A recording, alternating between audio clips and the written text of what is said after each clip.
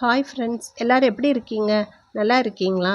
இன்றைக்கி நம்ம 10 home tips பற்றி தான் இன்றைக்கி பார்க்க போகிறோம். இது உங்களுக்கு ரொம்பவே யூஸ்ஃபுல்லாக இருக்கும். வீடியோ கடைசி வரைக்கும் ஸ்கிப் பண்ணாமல் பாருங்கள். இப்போ வீடியோக்குள்ளே போகலாம். டிப்ஸ் நம்பர் 1, வீட்டில் கொசு தொல்லை இல்லாமல் இருக்கணுமா? பொதுவாக கொசுக்கள் வீட்டில் அதிகமாக இருந்தாலே மிகவும் தொந்தரவாக இருக்கும்.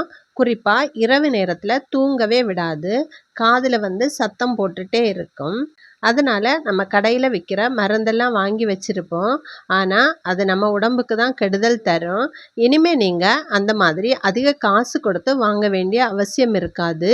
வீட்டில் இருக்கிற பொருட்களை வச்சே நம்ம கொசுவை விரட்டலாம். அதுக்கு ஒரு லெமனை எடுத்துக்கோங்க. அதை பாதியாக கட் பண்ணி அதில் சில கிராம்புகளை சொருகி வைங்க. இதை நீங்கள் பெட்ரூமில் வச்சுட்டு நைட்டு படுத்தீங்கன்னா ஒரு கொசு கூட வராது. ரூமு நல்ல வாசனையாக இருக்கும். பொதுவாக கொசுவுக்கு லெமன் கிராம்பு வாசனை பிடிக்கவே பிடிக்காது. அதனால் அது உங்கள் வீட்டு பக்கம் வரவே வராதுங்க. குழந்தைங்க இருக்கிற வீட்டில் இது ரொம்பவே பாதுகாப்பான முறை. கண்டிப்பாக இந்த டிப்ஸை நீங்கள் ட்ரை பண்ணி பாருங்கள். டிப்ஸ் நம்பர் 2, நம்ம ட்ரெஸ் எல்லாம் அடுக்கி வச்சுருக்கிற கபோர்டில் ரொம்ப நாள் ஆனாலே ஒரு விதமான பேட் ஸ்மெல் வரும். இதனால் ட்ரெஸ்லையும் அந்த ஸ்மெல் அடிக்கும். இதுக்கு நம்ம கடையிலேருந்து அதிக காசு கொடுத்து ஸ்ப்ரேயெல்லாம் வாங்கி அடிச்சிருப்போம். நமக்கு காசு வீணாகும். நீங்கள் இந்த டிப்பை ட்ரை பண்ணி பாருங்கள். வீட்டில் நல்ல வாசனையான ஒரு சோப்போட ஒரு சின்ன துண்டை அலமாரியில் வச்சு பாருங்கள். அதோட வாசனை அலமாரி முழுவதும் பரவும். ட்ரெஸ்ஸு நல்ல வாசனையோடு இருக்கும். கப்போர்டை திறக்கும் போதே ஒரு நல்ல ஃப்ரெஷ்னஸ் கிடைக்கும். கண்டிப்பாக இந்த டிப்ஸை நீங்கள் ட்ரை பண்ணி பாருங்கள். டிப்ஸ் நம்பர் 3, பிளாஸ்டிக் டப்பாவில் கெட்ட நாற்றம் போகணுமா? சில உணவுப் பொருட்களை வைத்த பிறகு டப்பாவில் ஒரு விதமான மொக்க ஸ்மெல் அடிக்கும். சாதாரணமாக கழுவினால சில நேரம் நாற்றம் போகாது. இந்த டிப்ஸை நீங்கள் ட்ரை பண்ணி பாருங்கள். சிறிது எலுமிச்சை சாறு எடுத்து டப்பாவின் உள்ளே எல்லா இடமும் படுற மாதிரி தடவுங்க. தடவிட்டு 10 நிமிஷம் அப்படியே விட்டுருங்க. பிறகு தண்ணியால் நல்லா கழுவி பாருங்கள். நீங்களே ஆச்சரியப்படுவீங்க. பாட்டிலோட பேட் ஸ்மெல்லு கொஞ்சம் கூட இருக்காதுங்க.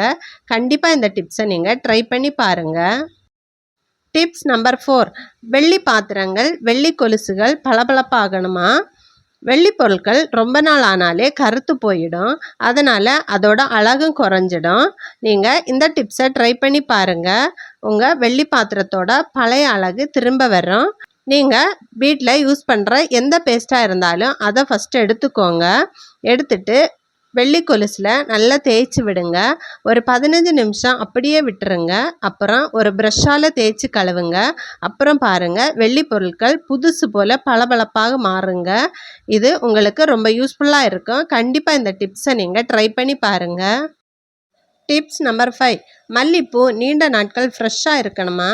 மல்லிப்பூவை வாங்கினதும் ஒரு சுத்தமான ஈரமான துணியில் மெதுவாக சுற்றி வைங்க. அதிக தண்ணி தெளிக்க வேண்டிய அவசியம் இல்லை. லேசான ஈரப்பதம் இருந்தாலே போதும். பிறகு ஒரு காற்று புகாத டப்பாவில் வச்சு ஃப்ரிட்ஜில் வைங்க. இப்படி வச்சிங்கன்னா மல்லிப்பூ 3லேருந்து 4 நாள் வரைக்கும் ஃப்ரெஷ்ஷாகவே இருக்கும். கண்டிப்பாக நீங்கள் இந்த டிப்ஸை ட்ரை பண்ணி பாருங்கள். டிப்ஸ் நம்பர் 6, உப்பு டப்பாவில் ஈரப்பதம் வராமல் இருக்கணுமா? மழைக்காலங்களில் உப்பு சீக்கிரம் ஈரமாகிவிடும். இதனால் பயன்படுத்த சிரமமாக இருக்கும். உப்பு டப்பாவில் கொஞ்சம் அரிசியை போட்டு வையுங்க. அரிசி ஈரப்பதத்தை உறிஞ்சும். உப்பு உலர்வாக இருக்கும். கட்டியாக மாறாது. சமையல் செய்யவும் எளிதாக இருக்கும். கண்டிப்பாக இந்த டிப்ஸை ட்ரை பண்ணி பாருங்கள். டிப்ஸ் நம்பர் 7, செடிகள் நல்லா பூத்து குலுங்கணுமா? நம்ம தினமும் டீ போட்டுட்டு டீ தூளை வேஸ்ட் பண்ணிடுவோம். இனிமேல் அப்படி பண்ணாதீங்க.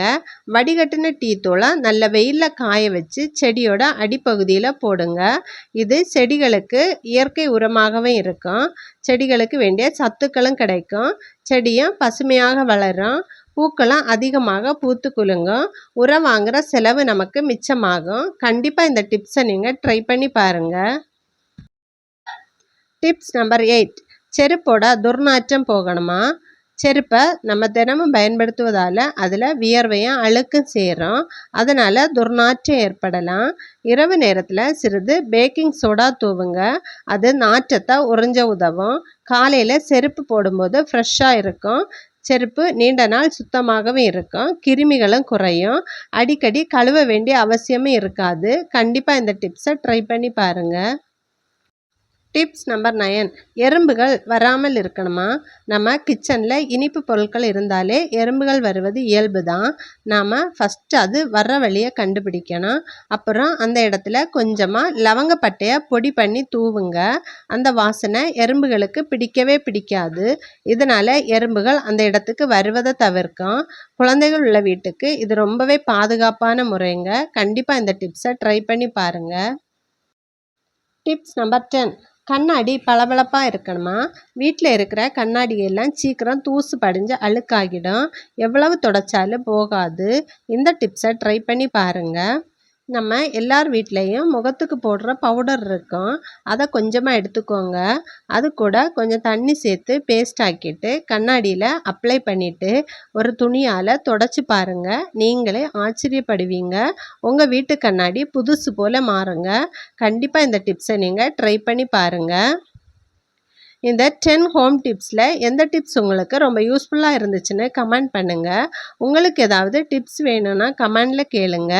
இன்னும் இது போன்ற பயனுள்ள டிப்ஸுக்கு நம்ம சேனலை சப்ஸ்கிரைப் பண்ணி ஃபாலோ பண்ணுங்கள். அடுத்த வீடியோவில் இன்னும் சூப்பரான டிப்ஸ்களோடு சந்திக்கலாம்.